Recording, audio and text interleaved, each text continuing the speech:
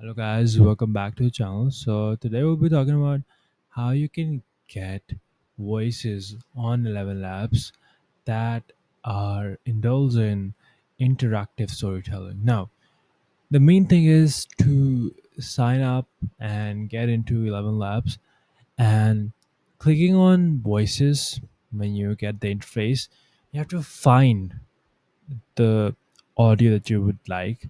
Now, what I do is I look at the tags. Now I'm gonna scroll. Hmm. So there are a lot of narration uh, voices. I will choose one of them. This one is